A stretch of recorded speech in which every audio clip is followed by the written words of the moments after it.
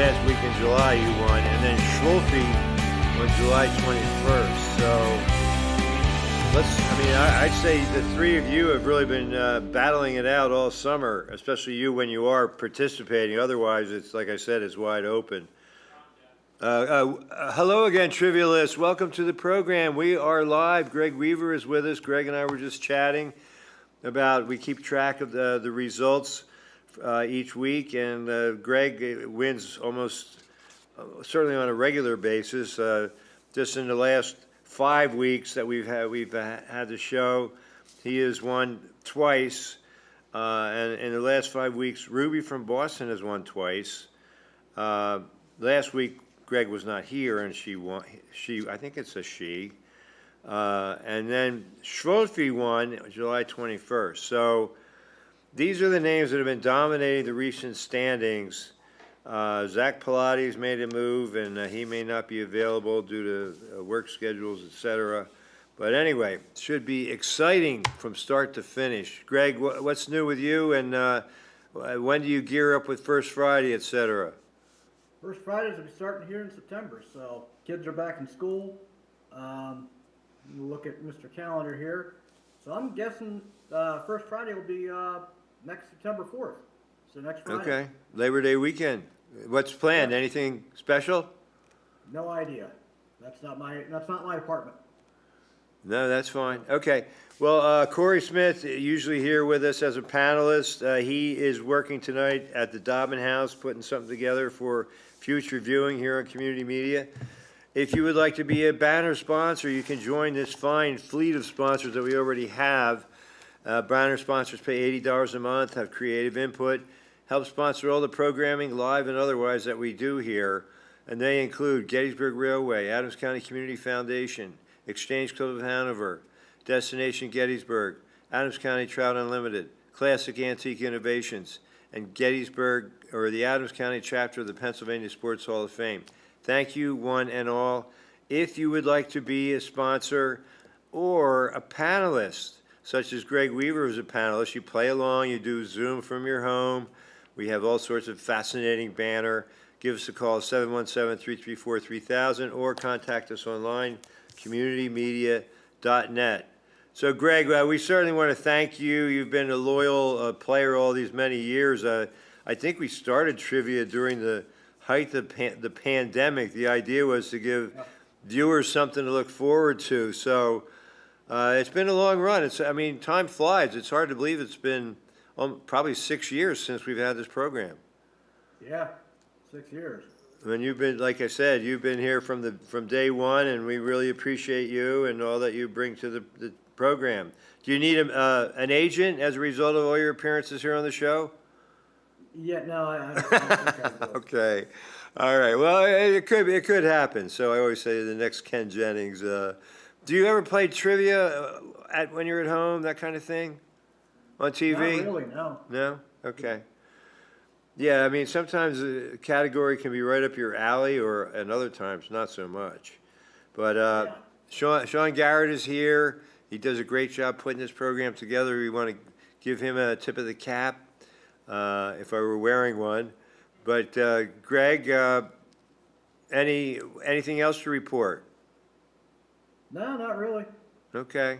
School's back, so I don't know what time Gettysburg and Hanover went back, but York County schools went back today, so. Yeah, a lot of schools. My grandchildren down in Maryland, they started today as well. So, well, yeah, and Anna and Brandon are not available tonight either. They've been doing a yeoman job, manning things when I can't be here, and adding a lot, regardless of whether they play or they're panelists or they're here as co-hosts. Hats off to Brandon and Anna for all they do. They're in Boston right now. I wonder if they will be meeting Ruby from Boston. We'll get a full report. I can't be here next Tuesday. I'll be in Michigan at that time. And but I think Brandon and Anna will be back. Don't worry, we'll have trivia for you. A meeting of the greatest minds in the universe. Who will prevail? The more quickly you answer correctly, the more points you get. At the end of the game, you could have a chance to cash in all your chips. Let's see who all the players are. Are you ready to begin, Greg? Ready to deliver me. All right, he's ready. And let's get started. 15 seconds. I got every question tonight. So there's not a lot of time for dialogue, but, we'll do the best we can. Good luck, everybody. Number 1. Michigan's Isle Royale National Park is an island reachable only by boat or seaplane. Which body of water surrounds it? Lake Superior, Lake Erie, Lake Michigan, or Lake Huron? I just talked about Michigan. We're going to what's called the Upper Peninsula. I'd say Lake Michigan, but the people say Lake Superior, which is the largest freshwater lake in America, and that is the correct answer. So that must be part of the Upper Peninsula, that island. Isle Royale sits in Lake Superior, prized for forested seclusion and a near total absence of light pollution. It's the Midwest's best kept dark sky secret. It's also the only national park that fully closes for the season, shutting down each winter when Lake Superior turns hostile. Remember the wreck of the Edmund Fitzgerald? That's all I could think about during this question. Yeah. Once a prison during the Civil War, what massive brick fort is the center of the Dry Tortugas National Park near Key West, Florida? Fort Monroe, Fort Sumter, Fort Jefferson, or Fort Lauderdale? The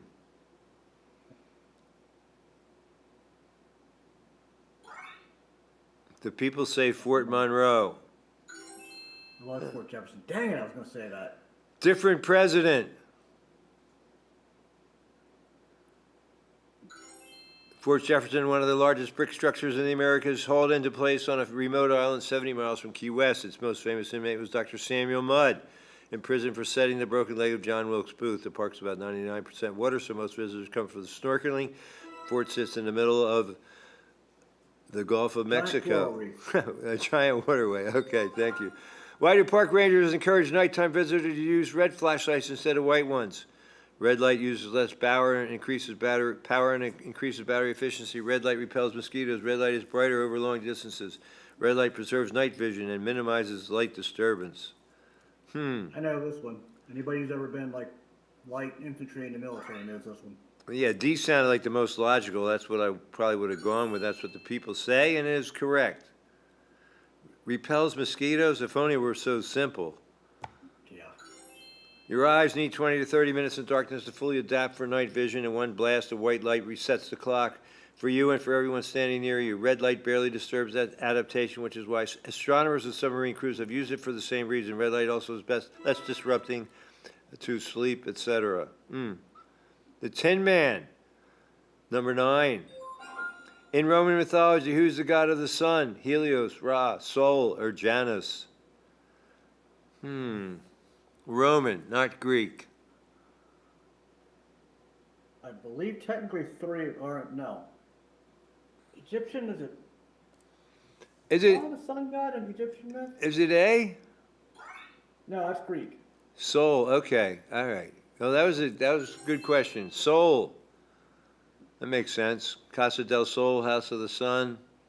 But that's anyway. Roman mythology, Sol is the god of the sun, associated with warmth, growth, and vitality. The Greeks had Helios as their sun god who drove a chariot across the sky daily. Ra was the sun god in Egyptian mythology. Janus is known as the Roman god of beginnings and transitions.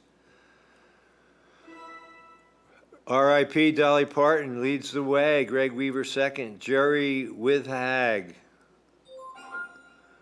Which poem by William Shakespeare includes the line, "Love comforteth like sunshine after rain," The Rape of Lucrece, The Phoenix and the Turtle, A Lover's Complaint, or Venus and Adonis? Who knew he wrote poems? I mean, I'm sure you did, Greg, but they're not as famous as his plays, I would say. Yeah, no. Venus and Adonis got the most votes, but it's not a landslide, and that is correct.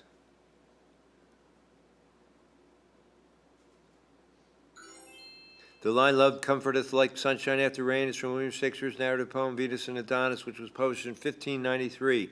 Shakespeare wrote the poem during a period when London theaters were closed due to the plague. It was one of the first published non-dramatic works and is based on a story from Ovid's Metamorphoses. Greg Weaver, back on top.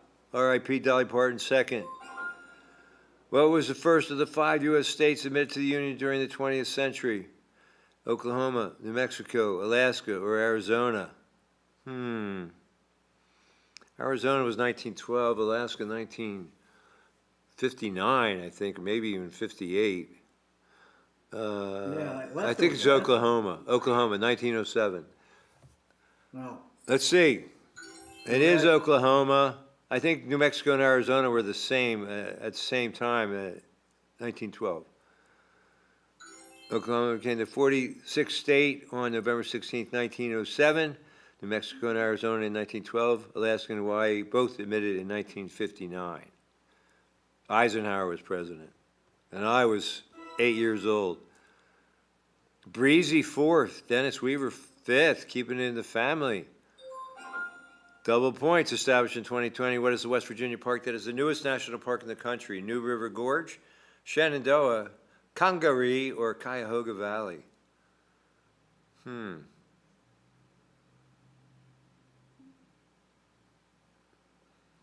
I think it is A, just because I don't think there's other places that are in West Virginia. We'll see. Shenandoah's in Virginia. That's what I'm saying. They're not, New River Gorge is the correct answer. More people got it wrong, though, than got it right. Cuyahoga Valley, I think, is in Ohio. New River Gorge National Park, the 63rd overall, newest national park, despite the name. New River is thought to be one of the oldest rivers on the continent. It got new from European settlers who found it on a map where no river was expected. New to them, not new to the Native Americans. Breezy. First place. Which actor, dancer stars in the 1952 musical comedy film Singing in the Rain? Gene Kelly, Sammy Davis Jr., Fred Astaire, or Dick Van Dyke? Well, this is... Not sure. I'm sure. I mean, I think I'm It's A, isn't it? I mean, yeah, the people say A. okay. Yeah, singing and dancing in the rain. Right. It's all the dancing threw me off. Yeah. Gene Kelly plays the leading role in Don Lockwood, 1952. Singing in the Rain also co-directed and choreographed the movie alongside Stanley Donen. The classical musical also stars Debbie Reynolds and Donald O'Connor. And that must be the three of them dancing in the rain, singing and dancing in the rain. Sampa, a new player perhaps? Which of these epic films was the first to be released? Gladiator, Ben-Hur, Titanic, or Gone with the Wind? This is not as hard as you would think.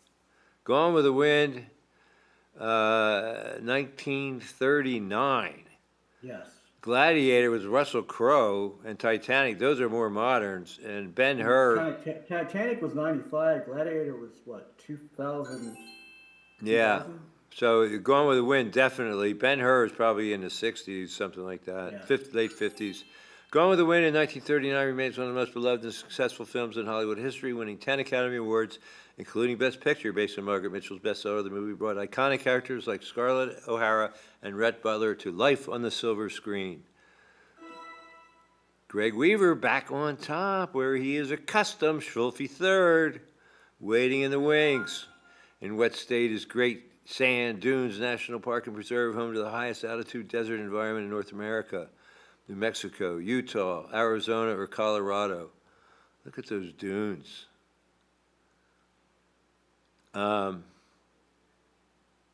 is just a guess. I think it's A. I think it is. You think? Or Utah and Colorado got the most votes, and it is Colorado. It must be the southwest part of Colorado, because I was in Durango. And Great Dunes Sand Park, National Park and Preserve sits in southern Colorado against the Sangre de Cristo Mountains, which is exactly why they exist. The wind carries sand across the valley floor, hits the mountain wall, and drops it. The result is the tallest dune field in North America. Biggest rise is around 750 feet. Schulfe knew it. And now he or she is first. What national park is nicknamed America's Alps for its snowy peaks and glacial turquoise Diablo Lake, and is less than 3 hours driving from Seattle? North Cascades, Glacier, Olympic, or Mount Rainier? Rainier. I saw that from a plane in Seattle. Olympic, I think this is Glacier. That's what the people think. Because Mount Rainier is like it's right in Seattle. So, but the Yeah. answer is North Cascades. How about that? Despite being an easy drive from a major city, North Cascades National Park saw only about 47,000 visitors last year, one of the least crowded parks in the country, in part because it has very few roads and very steep terrain. Huh. Nicknamed America's Alps.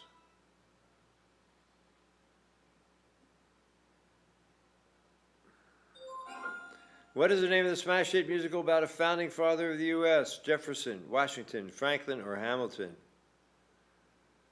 They should make a musical about Franklin. Yeah, they should. Franklin was a pimp. Oh, I was in 1776. We had this production in Gettysburg Community Theater. So, yeah, Franklin had all the funny lines. Hamilton, of course. And man, I'll tell you, I saw that show in Hershey. Everybody's glued to every word because you're trying to hear the lyrics and decipher them. Hamilton opened on Broadway in 2015, found instant success in its rap team take on the life and death of Alexander Hamilton, written by Lin-Manuel Miranda, also created many other hit musicals such as In the Heights in 2008. R.I.P. Dolly Parton. This is a seesaw battle if ever there was one. 25 points separate the top three teams. What film earned 10-year-old Abigail Breslin an Academy Award for Best Supporting Actress? Little Miss Sunshine, Sunshine Cleaning, Eternal Sunshine of the Spotless Mind, or The Sunshine Boys? Is that her? On the Much older, yeah. Yeah, okay. Little Miss Sunshine, the people think, and that is correct. Who's in? Abigail Breslin was nominated for an Academy Award for Best Supporting Actress for her role in Little Miss Sunshine. While she didn't win the Oscar, her performance as Olive Hoover in the quirky comedy captured the hearts of audiences and critics alike. Well, there you have it. R.I.P. Dolly Parton, still in the lead. Greg Weaver third. Lurking, what famous songwriter and record producer also wrote the Shakespeare reimagining and Juliet? Benny Blanco, Max Martin, writer Ryan Tedder, or Jack Antonoff? If these guys are famous, that doesn't mean I heard of them. I'd say D, Yeah. just because that's the only one I ever heard of. And that's what the people think. But it's Max Martin, the ever popular Max Martin.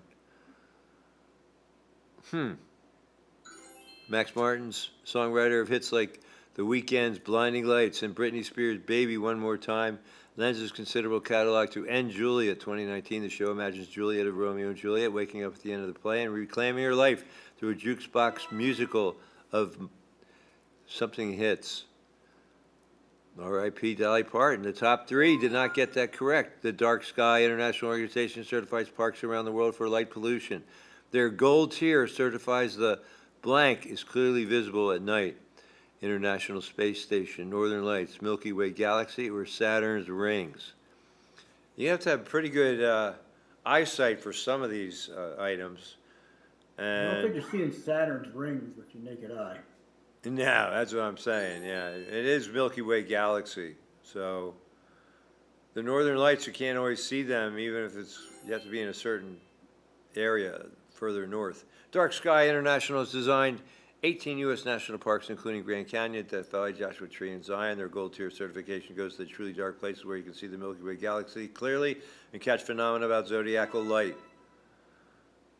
Greg Weaver second by 21 points. Everything's still in play. R.I.P. Dolly Parton third. Florida's Everglades National Park, home to the rare and mysterious ghost orchid, is famously nicknamed the River of Ghosts, Grass, Reeds, or Gators. I've been to the Everglades. I've ridden on an airboat. Seen lots of gators. But the people say grass. The River of Grass. Huh.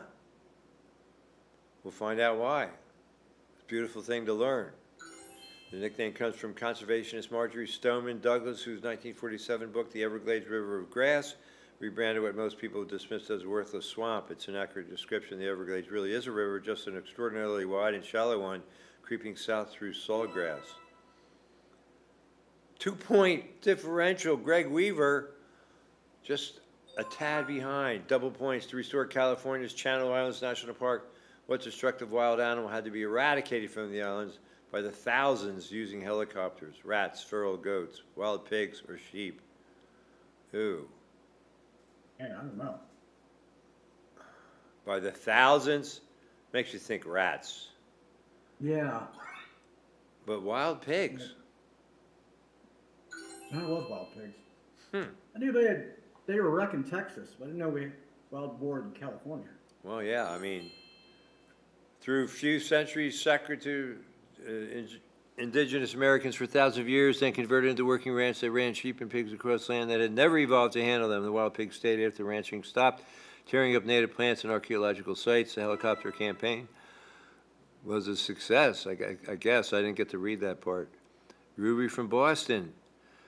Number 8, which singer-songwriter released Fire and Rain in 1970? Carole King, Bob Dylan, Joni Mitchell, or James Taylor?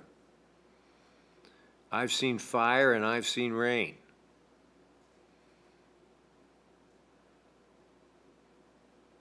Of course it is D, James Taylor. Most everybody got it right.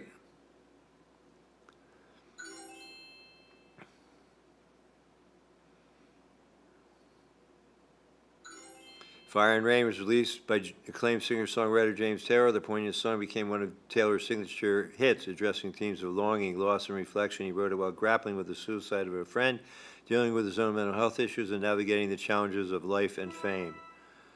Sampa! Who is this Sampa? Second and rising. For what reason does Pinnacles National Park in Central California owe its dramatic rock spires to occurring roughly 23 million years ago? Volcanic eruptions, glacial carving, an ancient inland sea, or a meteor impact?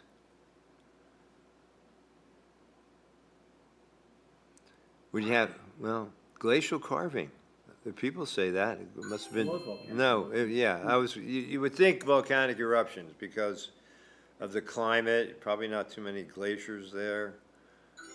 23 million years ago, who knows? The volcanic eruptions that made Pinnacles National Park didn't erupt where the park is now. The rock formed hundreds of miles to the southeast and has been carried north along the San Andreas Fault ever since, leaving the other half of the same volcanic field behind. Wow. We are evolving as a planet, that's for sure. In which California National Park is the famous half-dome cable route where climbers haul themselves up a granite face using steel cables? Sequoia, Death Valley, Yosemite, or Joshua Tree? Well, yeah. El Capitan, isn't that at the same park? We'll see. I would say Yosemite, but So who's the national park fan that made the questions tonight? I don't know. But that's obviously the theme, and it is Yosemite. Yosemite. The last 400 feet of Half Dome at Yosemite National Park are so steep that the only thing between hikers and a slick granite slope is a pair of steel cables and a set of wooden footboards. Several people have fallen to their deaths on that stretch, and the round trip is a 14 to 6 mile day. Wow. Sampa is in first place. This is news. Which one of these 4 national parks is not an actual national park and is made up? Petrified Forest National Park, Virgin Islands National Park, Great Lakes National Park, or Death Valley National Park? I don't know the answer to this. I would guess A. I think it's got to be B or C. Really? Virgin Islands National Park say the people. It is C. Huh. Great Lakes National Park. Well, where would you have it? I mean, it's such a large expanse. That's a good guess. Great Lakes National Park, unfortunately not a real national park. Michigan's Upper Peninsula does have real protected land nearby, and the state does have an actual national park, Isle Royale. All the other national parks are actual U.S. national parks. Sampa, 1. Breezy, 2. This could come down to all in. Last question. Tin Man rising.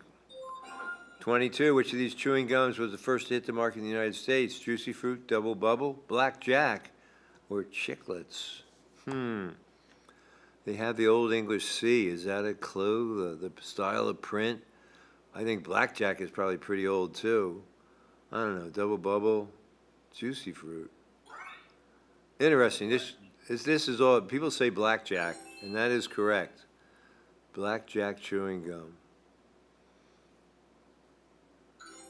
Originally created and marketed by Thomas Adams in the late 19th century, the first commercially produced chewing gum in the U.S. is believed to be the aniseed flavored blackjack introduced around 1884.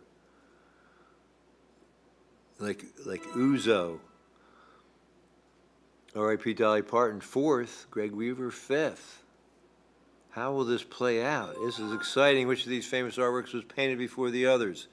American Gothic, Starry Night, The Kiss, Mona Lisa. So I guess it would be, which is the oldest painting? I don't know. Yeah. Kind of Kind of a gimmick. odd wording, right? But it seems like it's got to be Mona Lisa. And people were all over that answer. Starry Night was Van Gogh, what, 1800s? I don't know much about The Kiss, the painting that is. American Gothic was what, 19th century maybe? Among these artworks, the Mona Lisa by Leonardo da Vinci is the oldest, painted between 1503 and 1506 during the Italian Renaissance. Starry Night by Van Gogh was painted in 1889. Klint's The Kiss in 1907, and American Gothic by Grant Wood in 1930. Very famous painting there by Grant Wood, American Gothic. Probably been reused often. Which Utah National Park is home to Angel's Landing, a knife-edge trail where hikers cling to chains bolted into the rock? Capitol Reef, Bryce Canyon, Zion, or Arches? Not Archies, Arches. You know, I don't know. Bryce and Zion are so popular. I never heard of Capitol Reef. Arches is maybe not as well known. Zion is the correct answer.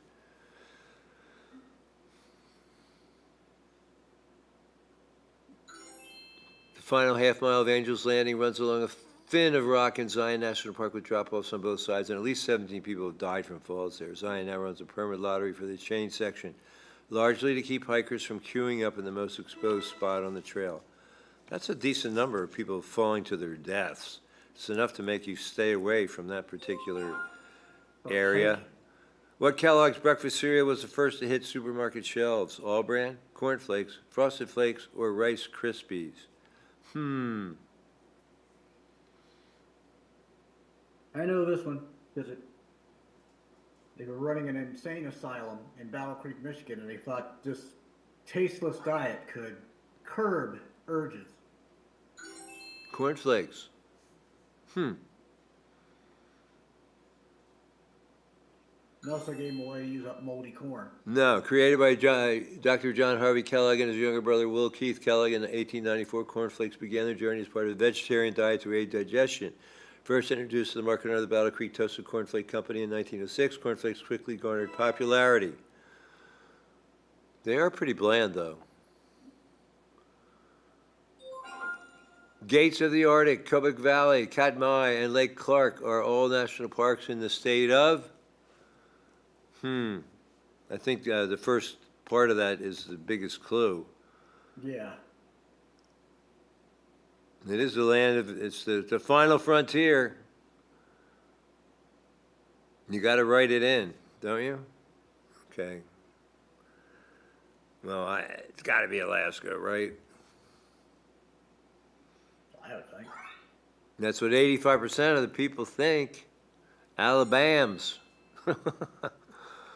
Alabams is not the correct answer. It is Alaska. Alaska holds 8 national parks. They dwarf everything in the lower 48. The state contains most of the largest parks in the entire system. They're also among the emptiest. Gates of the Arctic drew fewer than 15,000 visitors last year, roughly what Yellowstone could see on a single busy summer day. Probably cold up there. Only the hardiest go to that park. Everything's very expensive. Points wager question. The hint, classic Saturday morning cartoons. Place your points wager now. You have to look at the other numbers. Samba in first, but by how much? Are you going all in on this, Greg? I guess you have to. Have to, man. Okay. We talking classic like Mighty Mouse or classic like Transformers? We'll find out. I know that was a big part of my Saturday morning. Which of these animated Saturday morning cartoons aired on TV first? Adam Ant, Flintstones, Huckleberry Hound, or the Jetsons? Well, you know the Jetsons came after the Flintstones. Right. And the only question is Adam Ant. People say the Flintstones. Interesting. But it is the Huckleberry Hound show. Yeah, Hanna-Barbera. Yeah. Oh, wow. Only 30. Oh, this could be a difference maker. Huckleberry Hound show debuted in '58, one of the earliest TV series to feature a variety of funny animal segments, paving the way for more Hanna-Barbera classics. The Flintstones in '60, Jetsons '62, Adam Ant in '65. And here are your winners. The bronze goes to Barbara with 1,820 points. The silver to the amazing Sampa. Greg Weaver, what an exciting comeback. Greg Weaver. Lucky guess. Yeah, you obviously got the last question correct. Trixie 4, Right. Diane 5. Okay, so I'm going to make sure I have all the data correct. Frizzlin, VFC, and Jeff Cook's biggest fan, all with 0. Then Tin Man joined them. Schulfe went all in, nothing to show for it. Breezy, same story. Sampa had 2088. Look at that. You won by a lot, Greg. Did you bet did you bet every penny you had? Of course. I Okay. had to. All right. Sample was smart. Played the odds, but Yeah, but has silver to show for it. Okay, Tin Man 9, Schulfe, Breezy, R.I.P. Dolly Parton 6, Diane 5, Trixie 4, Barbara 3, Sampa 2, and Greg Weaver, our champion. Well, Greg, what do you think? What was the key to? Obviously, the last question was pivotal, but pure luck. you kept within reach, though. You had to keep it close, or it would have been futile. So I just wanted to make sure I have all the scores correctly. Greg Weaver. Now you've got 3 wins on this page alone. So you are the dominant factor here in late summer of 2026. And well done.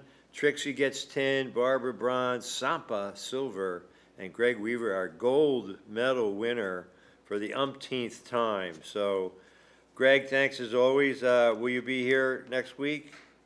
Should be able to. Yep. Okay, a great job as always by Sean Garrett, and we learned so much about the national parks in our country. It was really good material. Well done. I'm Jeff Cook. Until next time, Sports Fan, hopefully Corey Smith will join us, and I can't be here next Tuesday, but it's my understanding that Anna and Brandon will be here, and I will return in a fortnight. See you then, everybody. Good night. Mahalo.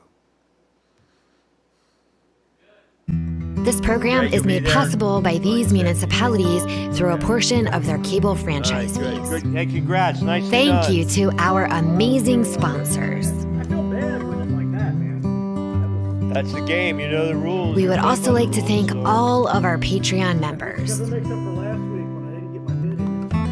Yeah, exactly. All right, Greg. Good job. Thank you.